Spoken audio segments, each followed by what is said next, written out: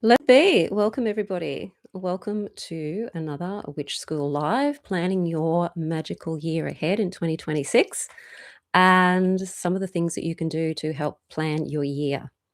So, before you step into 2026, you can do this simple magical planning. It's a ritual that you can do via candlelight to help you reflect on 2025 and then set the intentions and create a roadmap for yourself moving forward into 2026. So, this is a great opportunity for those of you who are new to the craft and you're wanting to plan out what you're going to learn this year, or even for those of you who've been in the craft some time or just other magical disciplines for quite some time. And you're going, well, what am I going to do next? Or where do I want to take this? Maybe a deeper practice. So, maybe you want to go deep rather than adding on all sorts of things. So whether you're beginner or whether you've been on the trail for a while, there's always new things to learn and new ways to practice the craft, and only you know which direction you're going to be heading in. So that's what we're going to talk about today. So welcome to those of you on the live. Welcome to those of you who are watching the replay. If you don't know me, my name is Sandra. I've been in the craft now for over 35 years, and I help other witches who are just starting a practice or wanting to deepen your practice if you've been in the craft for a while, so that you can confidently integrate magic and ritual and that connection to yourself and your true self and spirit into your life on a daily basis.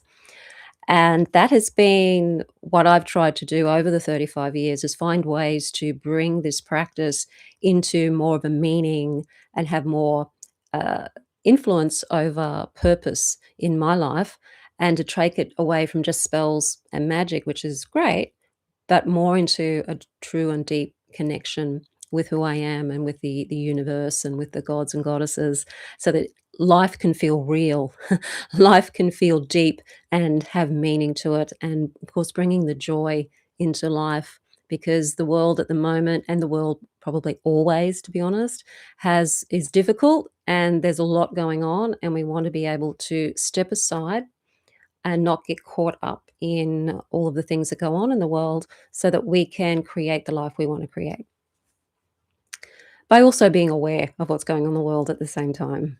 So, welcome everybody. Welcome, Luciano, Conquistadum, Topaz, and Steve. Welcome.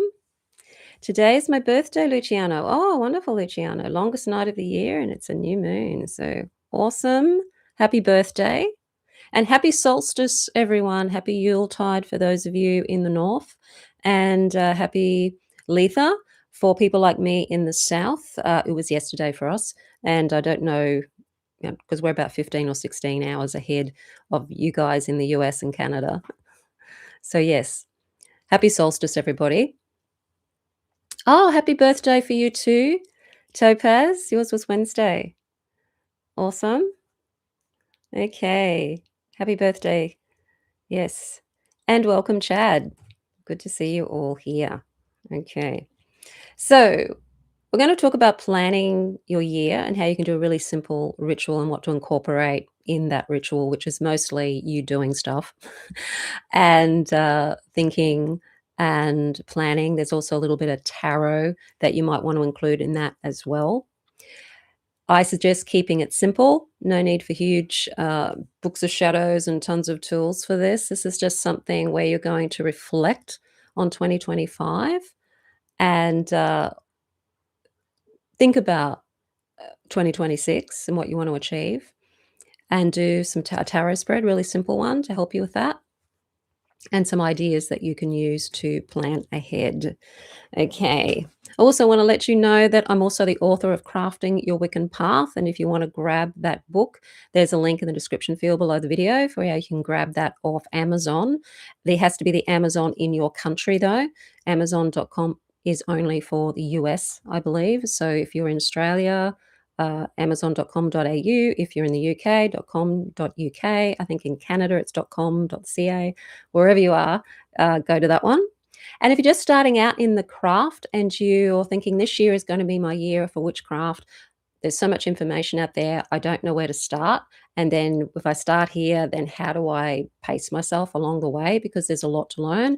I do have a free masterclass called How to Start Your Witchcraft Practice. It gives you a blueprint of what to start with and then how to add on things along the way so that over your first year, you can just take it one step at a time rather than trying to learn everything at once. So there's a link to how to start your witchcraft practice in the description field below this video. And you can also find it on my website, mysterywitchschool.com. It's actually all over the website. It's pretty easy to find. And I'll also put it in the chat as well so that you can grab it if you are on the live. But it is under the video as well. Okay, just putting that in there. Okay, hey, everybody's doing happy birthday wishes. Hello, Lily May. Good morning. Okay, so let's have a look at step number 1. Reflecting on 2025, your magical journey, your spiritual journey in 2025. So to make it more witch-like and also just to bring you into connection with yourself, do this in light that's dim, but not too dim that you can't see what you're doing, because you'll need to be writing with this or speaking into your phone. Light a candle. And the reason why I suggest lighting a candle is, one, it's a general thing that we do when we start a ritual. We usually do rituals by candlelight. If you don't have a real candle, you can use battery candles for this. This is really just to give you a sense of the bringing in a small amount of light into a darkened space, because when we're in the dark, we're more connected to our subconscious mind, and we're more connected to our thoughts and our feelings when we dim the lights. So it's more reflective when you're working by candlelight. And the symbol of the candle is bringing light into darkness. So you're lighting your torch, you're lighting your candle so that you can bring some light to your subconscious mind, see what's down there, and feel into where you truly want to be going moving forward in 2025. So that's why we're using a candle for this, but it doesn't have to be a real candle if you can't use a real candle. I know a lot of people, depending on where you're living, aren't allowed to light candles or even incense or anything. So you have to use the battery ones, which is just fine for this. And sit down, ground yourself by imagining you've got cords or tree roots going deep down into the ground, either from your feet or from your spine if you're sitting on the floor. And feel the energy of the earth underneath you and the weight of the earth underneath you, so that you're bringing yourself out of your head and into your body. And just invite the guidance from a deity that you work with specifically, if it's like Hecate, for example, or maybe it's the god and goddess in just the generic god and goddess. It might be your higher self that you're wanting to confer with, or even your spirit guides, or you can invite all of them if you want. And feel their presence, or imagine their presence if you're not used to feeling their presence at this stage. And there's about 4 questions that you're going to be focusing on and reflecting on to help you feel back into what 2025 meant to you. So write these down. Number 1 is, what helped me grow this year? And what I mean by grow this year, what helped you step away from limitations this year? What helped you wake up more to the magic this year? What helped you wake up more to yourself this year? What helped you step more into yourself this year?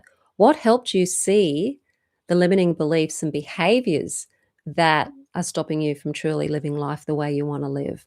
Did things happen this year that brought your attention to some of your more habitual ways of doing, your habitual ways of reacting to things that you realized aren't helping you? Maybe you go into anger really quickly and you've noticed that when you do that, it doesn't help you at all. You just end up with a big mess. Maybe you find that lack of trust is in your way, lack of trust in yourself is in the way. Maybe you find that some of the bad habits are in the way. There could be just physical bad habits that you want to get rid of. What did you discover in 2025 that can help you transform? What helped you grow this year? Events can help you grow as well. They can change your mind about something. They can help you see things differently. Good events and also bad ones can help you see things differently. So I'll do that. It's one of the first things to do, and spend a lot of time on this particular question. What helped me grow this year? Go back over the year and just ponder what helped you grow. It could be big things, it could be little things along the way. Question number 2, and this is for you if you have been practicing magic this year. If you're totally brand new to the craft and you haven't done any magical practices at all, then obviously this question won't be relevant. But ask yourself, what magical practices worked for me in 2025? How were you doing magic? Did you try something a bit different? Did you try a different type of magic? Did you go from just doing candle magic to bringing in sigil magic for a change? Were you applying yourself differently to magic this year? Was it more that you were able to step into the wish fulfilled more this year than you have in the past? What did you learn magically this year? What were the outcomes of your magical practices this year? Did you have some magical results that were really wonderful and astounding, even? Or did you have magic that kind of just didn't seem to go anywhere? Things fizzled out. It didn't seem to work the way that you wanted it to work. And just reflect on how you could do things differently in those circumstances if you need to change up your magic at all. And generally, the problem with magic not working isn't the spell, or it isn't even the type of magic you're using, whether it's sigil magic, candle magic, planetary magic, or you're mixing them all up together. It's generally the practitioner that's the problem when it comes to magic, and it's usually your ability to believe, truly believe, or assume that you can have what it is that you want, and truly being able to allow that to happen for you. That's often where the block is when it comes to magic not working, which is very frustrating. It would be wonderful if it was the spell that was the problem. And sometimes it is the spell, but it's not so much the spell itself, it's how you relate to the spell. Some people find a lot more success with candle magic than they might do with sigil magic, for example, simply because you have more of an emotional and psychic connection to candles and candle magic and the ambience they give off than doing abstract symbols in sigil magic, for example. So there's different magic's going to suit you more than other types of magic, and you only know which ones they are by experimenting. And different ways of working with magic too. When it comes to sigil magic, for me personally, I find sigils on the fly work for me. Whereas if I spend time writing down the sigil phrase, coming up with the sigil itself from what I've written, and spending time on that, doing a big elaborate spell for that, it generally doesn't work. So my relationship with sigil magic, for some bizarre reason, is just do it on the fly. I need something, do it now, and then forget about it. And that seems to work best for me when it comes to sigil magic. We're all different. Some of you may have different experiences. Let me know in the comments or let me know in the chat if there's particular types of magic that work best for you or that you relate to better than other types of magic, because it's very interesting how different people work. So question number 3 is then, what challenges taught me something important this year? So in 2025, any challenges that came up for you, whether it is magical challenges or whether it was just life challenges, what did it teach you? What did you learn from that? What did you learn about yourself? What did you learn about the world through those challenges? Because every challenge is an opportunity to grow and change and learn about yourself and learn about the world that you're in as well, and your relationship to the world around you and the people around you. So all of those challenges can have a positive outcome in some way when you look to them as learning opportunities. And that is the healthiest way to look at a challenge from a psychological perspective, is what can I learn from this, and how is this a part of my exploration and self-knowledge? How can I use this challenge to better my path and to make my path easier, to make my path have more meaning, and to seek more truth in myself and more truth in life. So all challenges can allow you to see those things if you allow yourself to see them. They take you out of victim into empowered creator. So when you see a challenge, as horrible as some of them often are, and even though they may feel terrible and uncomfortable, you have the opportunity in every challenge to go from being helpless and hopeless victim to being an empowered creator. And as magical people, that's what we always are focused on, being a powerful creator in our lives as much as we can, and focusing on how we can do that so that we can create the life we want to create here on planet Earth. So, yes, spend time with this one. What challenges taught me something important this year? And the last question, number 4, is what do I want to leave in 2025? What do I want to move away from? What stays in the past? What no longer serves me? What no longer serves my path? What no longer serves my practice? All of the things that are keeping you maybe stuck, that you don't need anymore in your life. So this is working with the dark moon energy and the dark time of the year energy, where we understand that life is all about, seeding, growth, blooming, and then waning and then decay. That is the cycle of nature, right? The cycle of life. And our own lives are like that too. There's things that may have really benefited us and were blooming into full bloom. They started to wane, and then it's time to actually let them go. It's a little bit like the 8 of Cups in the tarot, where you're leaving something behind. It could have been something that brought a lot of emotional, positive feelings, but it's time to leave it behind. So, what in 2025 are you finished with, and what do you want to leave behind before you move into 2026? So they're the 4 questions to ask yourself. So I'll just repeat them again if you want to write them down and you miss them. What helped me grow this year is the first one. What magical practices worked for me? What challenges taught me something important? And what do I want to leave in 2025? And when you do this, you'll start to become inspired, because what you want to leave behind or what you want to let go of will open you to what it is you're wanting to bring into your life in 2026.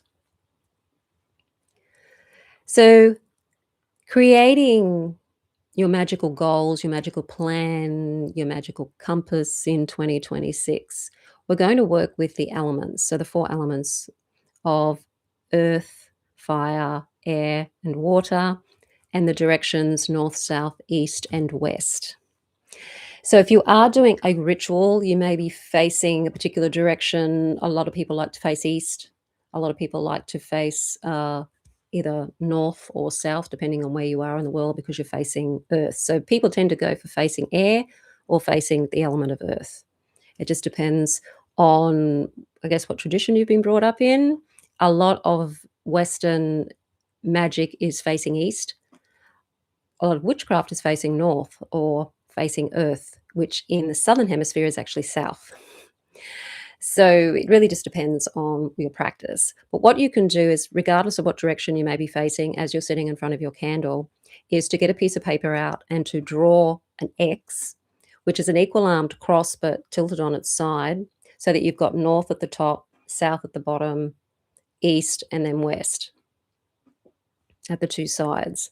So you're working with the 4 directions and the 4 elements, but you want to leave some space so that you can write in underneath the elemental names.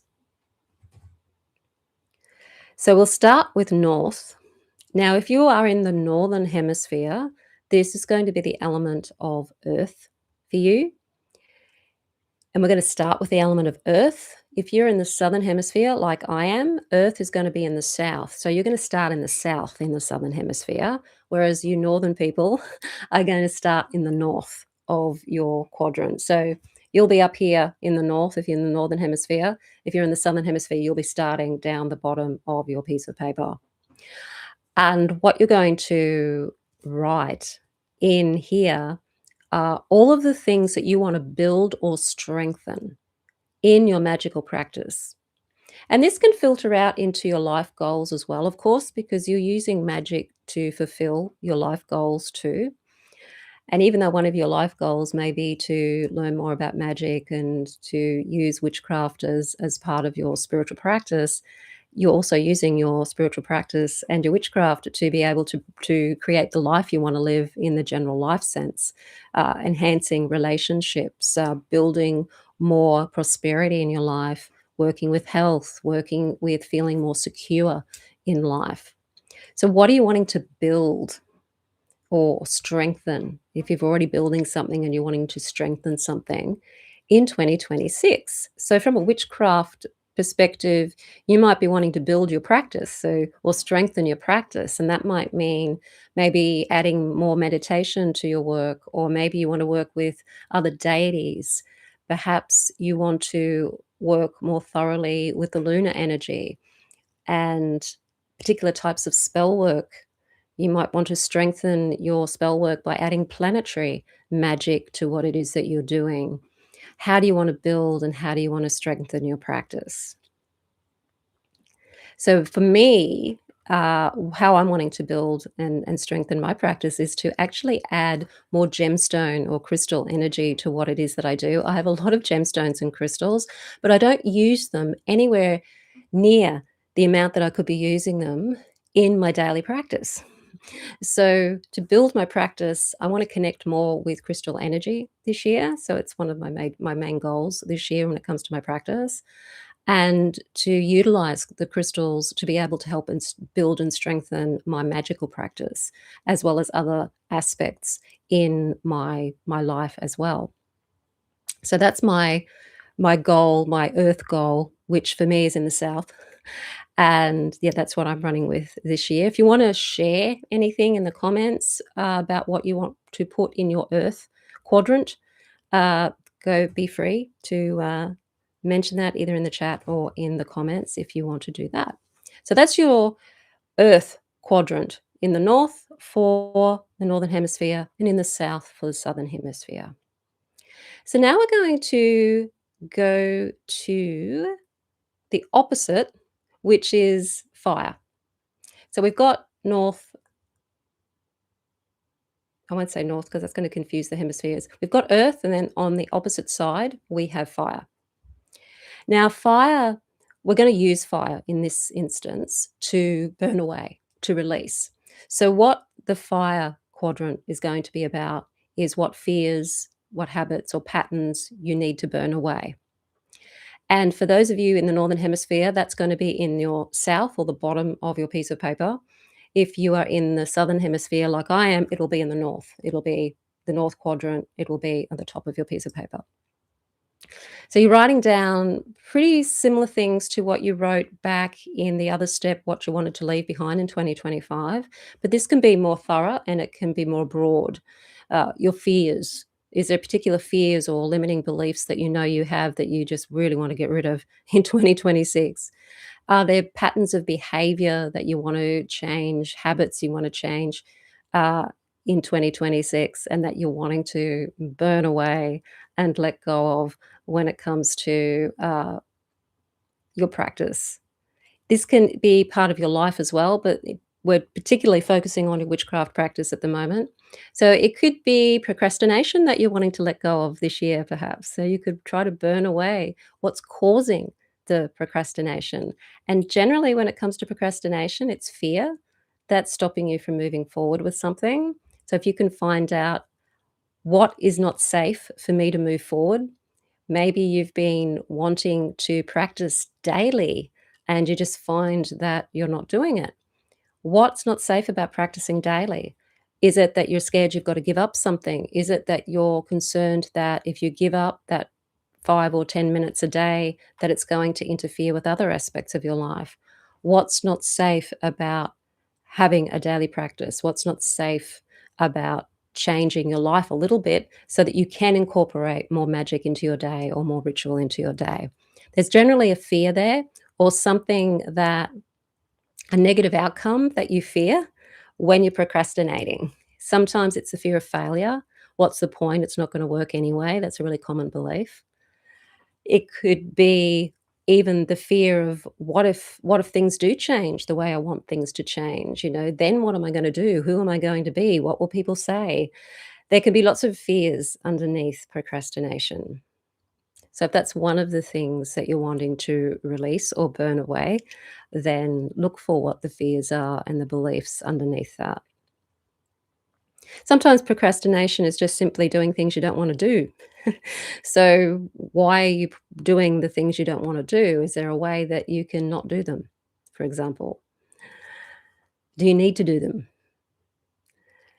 Then moving on, we're going to look at the East, and the East is the same in both hemispheres. It is the element of air, and we're going to be breathing in new opportunities and looking at what skills or practices you actually want to explore and learn more about. So we're dealing with the East, we're often dealing with the energy of the intellect, we're dealing often with healing in the East as well, exploring things, the element of air. What do you want to learn? So do you want to get into tarot more this year? Do you want to learn sigil magic this year, herbs? Uh, what is it that you're wanting to do this year when it comes to the element of air? Now, for me, again, it's exploring more about crystal magic and also focusing on energy as well, changing my energy, changing from releasing a lot of limiting beliefs around familial things for me. That's what I want to release in the southern. Oh, well, sorry, not the southern, the fire quadrant for me, which is actually in the north for me.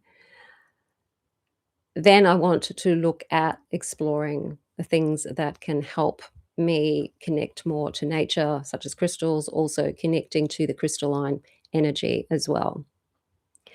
And then the last quadrant is your western quadrant, which is the element of water. And water is always to do with emotions and spiritual connection. What do you want to feel this year? Really, really important. What do you want to feel? What support do you need to feel that way? Support from yourself and support from others in the world. It could be other people, it could be situations, it could be material support. What support do you need to feel the way you want to feel? Feeling is important. It's connected to the second chakra. And a lot of spiritual traditions teach us that emotions and feeling are not important, that they're bad, that they're wrong, and you should overcome them. And it's not that there's anything bad about feelings. It's just that we often aren't really aware of how to handle our feelings. We certainly don't want our feelings to drive us and dominate our behavior, but we do want to understand what we're feeling and know that our feelings are very important to us. They let us know when something is good or when something is bad, when something is serving us, when something isn't serving us. They're our guidance system.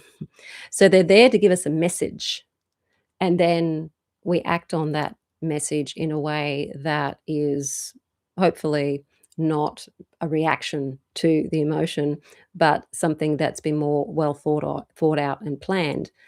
But the feeling is just letting us know something's not right or something is right, and whether we need to take action or not on something. So it's our guidance system, our second chakra. And when we're not in touch with feeling, we're blocking the second chakra, and that's a problem. It's a problem, especially if we're wanting to work our way up into the higher chakras, because if we're not in touch with our feelings, it's going to be very difficult for us to have vision for what we're wanting to create in the future. It really clouds the third eye energy, that uh, disconnect in the second chakra. So it is really important to understand feeling and know what it is you are feeling and what you want to feel. In your magic, you need to know what you want to feel as your end result. Every reason we do magic, every spell has a feeling that we're wanting to achieve through doing that spell. It's a feeling we want to achieve.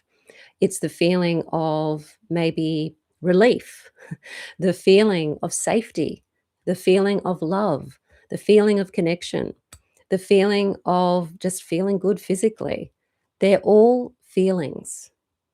And that is what we have to find out when we're doing spell work, doing magic. What is it that we want to feel as the outcome of our spell?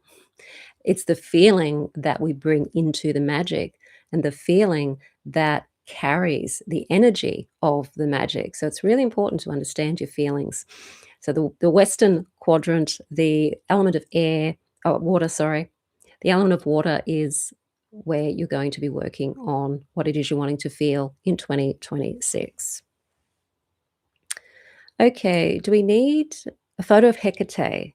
I'm doing tarot now from 2 months. Will it good for me? You don't need a photo of Hecate, but if you want to connect easier, for a lot of people, having a photo or having a statue makes it easier to connect, particularly at first, but you don't need one. It just helps. It helps you relate to something or someone. As human beings, we're social beings, so we tend to relate better to things and people rather than just abstract concepts. So, yes, you could have a picture of Hecate, pretty easy to find these days on the internet, or a statue, but you don't absolutely need one. So, you're doing tarot for the next 2 months. I'm guessing that's what you mean. Uh, and will the next 2 months be good for you? Okay, so that's what you're doing your tarot. Great. Yep. Awesome. Good way to ask the tarot would be what will the next 2 months bring to me? Rather than asking a yes or no question, which is what will it be good for me, is kind of asking a yes or no question. You want to ask the cards, what will the next 2 months bring? Because the tarot can only tell you what's likely to happen from now, doesn't mean it will happen, because you're always in the present moment. It's giving you a likely scenario of what could happen in the next 2 months, should you just follow along that path. But you may, quantum jump into another, um, timeline where you're doing something else because you've deliberately changed something so that you're not experiencing the things you wanted to, or the things that the tarot might have been bringing up for you. It's just a little bit of a peer into where you're going on this trajectory, but it doesn't necessarily mean you're gonna stay on that trajectory. Okay. Are the North, South, East, West associations set in stone? No. There are also some schools of thought that East is fire or air is, east can be fire in some quadrants. I do know people that actually work with the elements according to where they live. So if water is in the west for them, then that's where water is. So if they've got maybe the ocean in the west or a lake in the west or a creek in the west, they will use sorry, the other way around. If they've got the ocean in the east, they've got a creek in the east or a river in the east, then they will use east as water. If the winds are blowing more from the west, then they will use the west as air. If they're in generally with the Southern Hemisphere, the cold comes from the south, so generally the south will still be earth and the heat of the sun more from the north in the Southern Hemisphere. but it can change depending on exactly where you are. The ancients did use the elements often in the locations that they were in, so it's not uncommon or unheard of or even incorrect to just go with where you live. So if water is in the east for you, then you could use water in the east as your element. I hope that makes sense because I got them mixed up. I have a hill and river in earth water and sunrise in the winds east west, and when I set up in the accepted earth air here, it just doesn't feel right. Yeah. So use where you are. If you've got, as I said, if you've got water in the east because you live near the ocean on the east coast, then you can have, and you get the blowing wind coming from the west, like the westerlies, like we do here, then you can flip them around. Some people even flip them around. They might have actually water in the north, for example, and winds coming up from the south, and so they'll flip those around. Yeah, it really can be local. Okay. Elemental and directional tradition systems are different everywhere. It's entirely based on your own location and sense of correspondences. Yeah, exactly. And if you look at history and different cultures and where these traditions came out of, you'll see that they're working locally a lot of the time. Mm. We go with the air in the east, water in the west, fire in the south, earth in the north, in the northern hemisphere, because that came out of the Western esoteric tradition. It came out of high magic. And so that's kind of the Golden Dawn and all of that. That's kind of where it came out of. It's where Gerald Gardner got all of that from when he started modern witchcraft or Wicca. And so that's kind of where that comes out of. But that doesn't mean that it's set in stone. Okay, so moving on. Once you've done that, so this is going to be a long ritual for you. Maybe it's something you might want to do New Year's Eve or New Year's Day if you've got time. The third step with this ritual is to choose a theme for 2026. So, what's your theme for 2026? You could have a theme like trust, clarity. Maybe you want to do you really want to transform into your true self. You want to do some identity shifting in 2026. More devotion to your path, more grounding, get more grounded, more boundaries, be able to establish more boundaries in your life, more courage, more confidence. What word comes up for you when you look at your plan for 2026? You look at what you're letting go of from 2025. What words come to your mind? And you could use the tarot to help you with this. I pulled the Four of Pentacles with this question myself because I'm not great with words, and I thought I'll use the tarot. And you can use the tarot to do this. You can ask the tarot what your theme is going to be in 2026. And I got the Four of Pentacles, which is interesting because I don't like the Four of Pentacles. I've never liked it as a card. It feels heavy, it feels weighted. But I think that's because it really does speak to limiting beliefs that I still have around money and being able to trust flow and to be able to trust in abundance. And so my theme this year is obviously going to be around limiting beliefs, around holding on too tight to my beliefs around money, it seems, and material safety. So that's a theme that I'm seeing coming up for me by just getting the Four of Pentacles here, where you're weighed down by the fear of letting go. And the Pentacles can also be a suit that represents health as well. So being able to trust more and let go around health, finance, prosperity, or anything to do with the material body or the material realm. So pull a card and see what theme is coming up for you in 2026 and how you can utilize the advice of the card to help you move forward in 2026. Okay, more questions. Elemental and directional traditions. I think I already read that one out. How can one get started in a tarot if it's never been used before to receive guidance, answers, and insights? Well, start from the very beginning. Grab yourself a deck of tarot cards and start learning them. I have a course called The Confident Tarot Reader, which shows you how to read the cards right from the get go, where you're using your intuition and connecting with the images on the cards to help you read the cards straight out of the gate, essentially. I do start with upright readings first, and then later on in the course, I teach you how to do the reversed meanings. A lot of tarot readers don't do reversed meanings anymore. A lot of them just read the upright meanings, which is fine.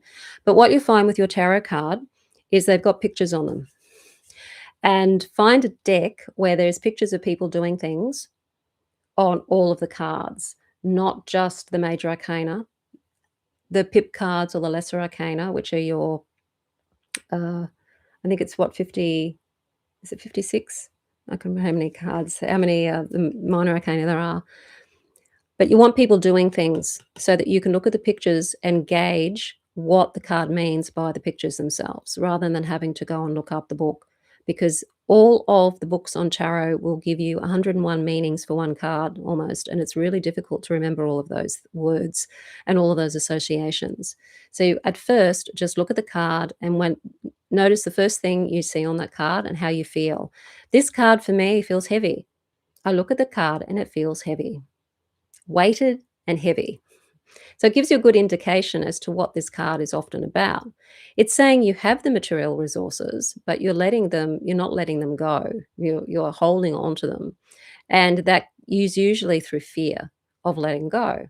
Sometimes this card can come up to mean greed as well, but it really depends on what the other cards are. But this is really just being weighted down by material resources and the fear of letting them go. So your cards will tell you what they're meaning. But yeah, just grab a deck of cards and just go through each of the pictures and just give yourself a bit of a story about what those cards might mean to you to start off with. Then learn the meanings and start to learn the cards.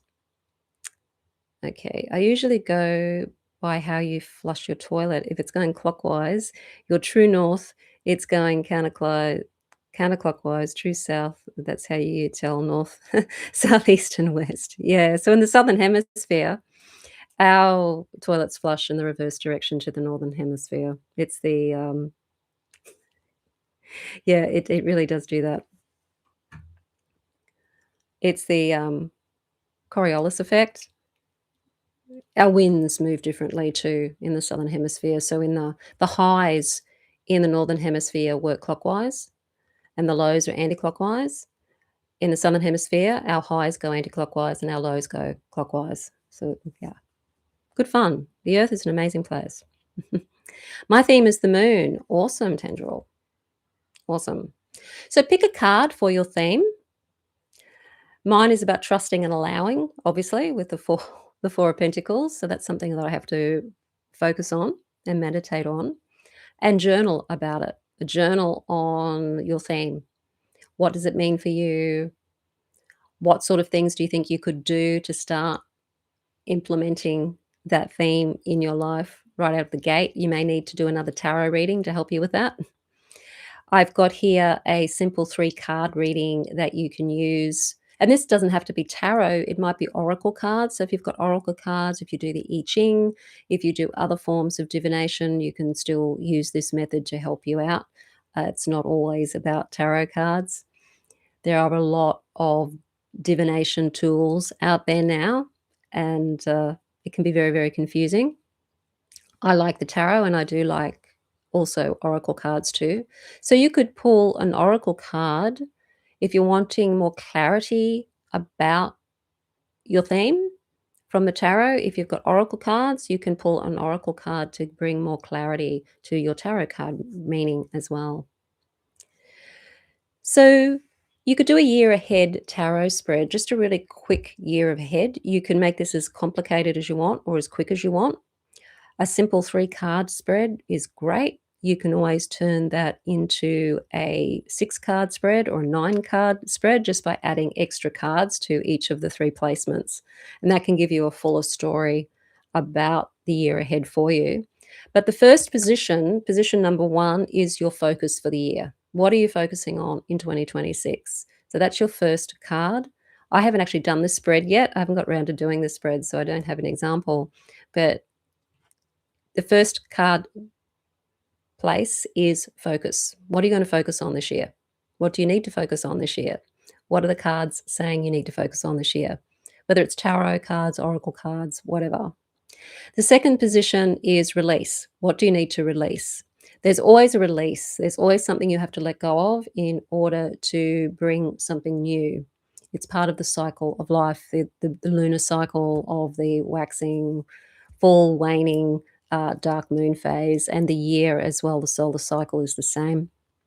It's about growing things and then waning, letting go, all of that stuff. So, what are you wanting to release or needing to release in 2026? And the third card is support. What do you need to support you in your focus, what you're wanting to focus on? What do you need to support you in releasing what it is that you need to release as well? So, that support card is going to tell you what you need and what you have already in place to be able to focus and release. So that is a 3-card spread. As I said before, you could turn that into a 6-card spread or a 9-card spread by having either 2 cards in each place or 3 cards in each place, so that you're getting a much deeper understanding of what it is you need to focus on, what it is you need to release, and the support that you have and need. Now you can divide this up into not just one. You could have one reading for the whole year, and then divide this up into readings for each quarter. So you may want to read, okay, what's the next quarter for me? So January, February, March, what's that going to bring for me? What's my focus? What does my focus need to be in that first quarter? What do I need to release in that quarter? What support do I need and have in that first quarter? And do quarterly readings. You can either do them all at once, or you can just do a reading each quarter as the quarters come up. You can also do a reading for each quarter now, and then when the next quarter comes along throughout the year, you could do another reading for that quarter and just see how it compares to the one you did at the beginning of the year. So they're all things that you can do. Now, when it comes to your monthly magical planning, you want to make sure that it's pretty stress-free and that you're giving yourself. Thank you, Topaz, for the super chat. I forgot to mention there's super chat if you want to support the channel. There's a super chat there, and also super thanks if you're watching the replay. And I'll have to go back into the comments now. No, okay, great. Okay. So when it comes to your month, there's 12 months in a year. So there's 12 things to focus on this year. So what are you going to focus on in January? What's January, your month? You're going to focus on moon magic, maybe that month. Protection magic, perhaps. Maybe you're going to focus more on herbs that month. Maybe you're going to really get down and journal that month, or learn new different ways of doing spell work. Maybe you want to find out more about sigils in January. Do more grounding, perhaps, in January. And then what might you want to do then in February? So if you can find 12 activities or things you want to learn or focus on, and then divide them up into the months and focus on those activities, one thing mainly for each month. That's a great way to learn, because it gives you a little bit of organization, and the brain likes that. It also helps you learn because you are not trying to do everything all at once. You're focusing on one thing, and that will help you learn. It'll also give you more confidence in what it is that you're doing and learning as well. And by the end of 12 months, you'll feel like you've really learned something, that you know so much more than maybe in previous years, because you've actually given yourself monthly goals or monthly tasks so that you're actually focusing on things and you actually get to learn them and get to do them, and it will help you feel like you know a lot more, and you will end up knowing a lot more just by giving yourself those monthly tasks. Now you can do your month, from January, February, March, April, May, June, or you could work with the new moon, so each new moon throughout the next 12 months, which will actually give you like 13 months really, you're going to be focusing on one thing.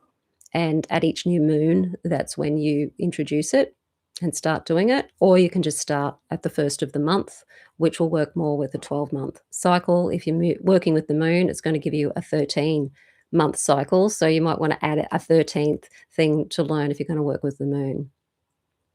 Of course, you can also do quarterly planning as well. There may be things that are quite in depth that you want to study. It's going to take you longer than a month. So you do it for the first quarter. This is what I'm going to focus on. The first quarter, I'm going to focus on planetary magic, for example, that kind of thing. With my Mystery Witch School 101 Academy course, it's monthly, so that you focus on one thing each month or a number of things each month, and that's what you build, and that's what you get good at and then you work on building on that or doing something differently in the next month over a 12-month period, so that you're not trying to learn everything at once, and you're also given guidance as to where to start. What's the first thing to learn, which is energy. Energy is the most important thing to start with, and then you start to look at bringing in some other extra things like tools, building circles, working with magic, working with the deities, how to connect to the deities, and the sabbats and how that relates to the deities. All of that comes along the way, one step at a time. And each month, you're working on things to do with your own exploration of yourself as well, through meditation, guided meditations, and explorations about yourself too. Looking at the things that you know are good about yourself, the things that you don't like about yourself, the things you want to change, and working with magic to help you do that. So that's how I like to work with teaching magic, is by starting with one thing for 1 month, focus on that entirely for a month, and then you move on to the next thing and the next thing. A lot of people sometimes like to take more than 1 month for a particular module because that just fits in better with their schedule. Other people, they find a month's too long. They wanna move on to the next thing, and, they don't understand that you really do need to focus for that whole month. Even if you think it's easy, even though you know it all in your head, you need to practice for that whole month to get it into your being, to get it into your body, and to get it into your being. You can learn things really quickly. You can read things and learn things intellectually really quickly. You can, learn so much about magic just by reading books. You can know a lot up here in the head, but to actually do magic and to have magic change your life and to have your spiritual practice change your life, that is a doing thing. And you have to slow down and allow yourself to do it month after month after month after month, because that's what it takes to make change, is actually doing stuff. So that's the Mystery Witch School 101 Academy. It's my 12-month course. There's links to it in the description field below this video. I've also got it on my website, mysterywitchschool.com, and it's in the chat as well if you want to check that out. So if you're wanting to really step into your witchcraft practice in 2026 and you know that you need guidance by like-minded people and also from a mentor like myself, then yes, get into the Mystery Witch School 101 Academy now and start 2026 really having a guide as to where to start, what to do, and how to bring magic into your life to give you that sense of connection and purpose in life. Okay. That's my plan. So Steve says, "That's my plan, whatever you send us in the academy." Awesome. Thanks, Steve. Yes, so you can do it that way too. Peace and blessings. Thanks for all the insight. Stay safe and take care, everyone. Happy solstice. Okay, thank you. Thank you for watching. It sounds like you're leaving us. Okay, so we're almost finished. So yes, your monthly planning. If you want to do up your own monthly plan, or if you're already in Mystery Witch School, the monthly plan that comes with the course. And if you're wanting to join Mystery Witch School, then that can be your plan for the year. Awesome. You can also do an intention setting ritual for 2026. You could write 3 intentions for 2026. So you've got 3 things you want to accomplish magically, spiritually in 2026.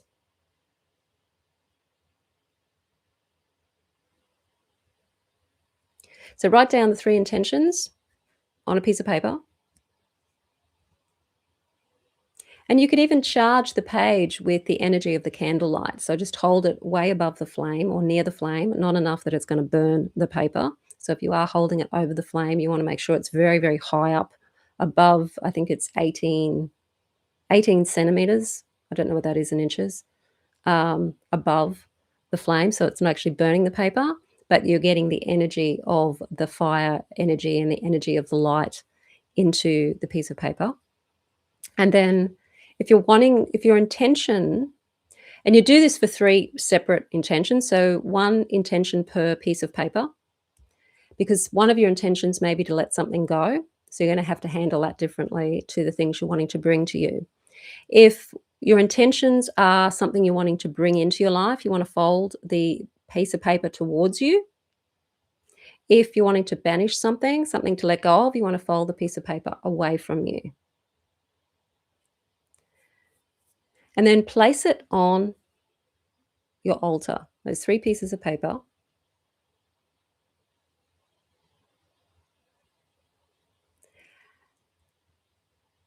and focus on what it's going to feel like for each one of them once they are accomplished. And if you've got a little box or somewhere to put those, you're actually going to keep them. So you're not going to burn them like you normally would with a petition. You're actually going to keep them, but you're going to put them in a box and put that box away somewhere where you don't think about it for the rest of the year.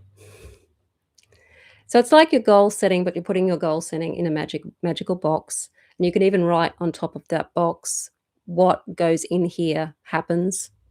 What I put in the box happens, something like that. That's coming from a law of attraction background. I think it's an Abraham Hicks thing, but it's actually quite a powerful thing to put on your magical box, that what goes in here, what goes in this box happens. And at the end of the year, back when you get to this time next year, you can open the box and have a look at those intentions and see what was accomplished. Were they accomplished? How well were they accomplished? If they weren't, what caused the problem?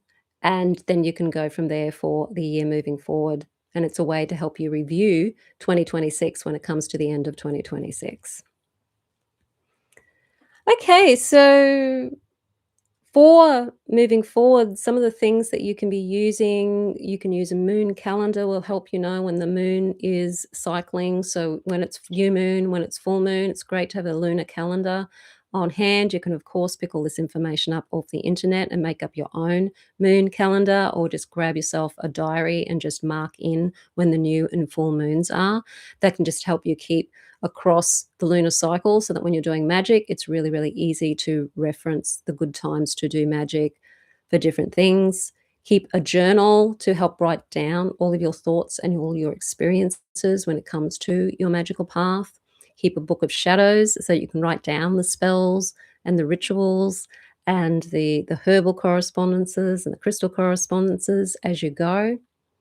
You may also want to create a wheel of the year page as well, to mark in when the equinoxes are, when the solstices are, because they do change from year to year. They're not always on the 21st of the month. And grab yourself a tarot deck or an oracle card deck or some kind of divination tool that you want to learn this year, that you feel you tend to gravitate towards, because they are incredibly helpful. And if you want, you could also just have an altar item that is dedicated to the year of 2026. It may be a particular crystal that's going to represent your year, and that stays on your altar all year if you have an altar. That it could be a particular color candle that you want to use for this year that represents your theme for the year. You could have a special sigil that you draw for your year and keep that on your altar. It might be a particular charm or a talisman that you're wanting to create. You can do all these things to help you move through to 2026 in a very, very magical and ritualistic way. Okay, I'm going to go back to the comments. Awesome. Thank you for your teachings. I've got to listen only for the rest. Okay. I have an app on my phone. Awesome. Yes. Okay. So, yes, if you do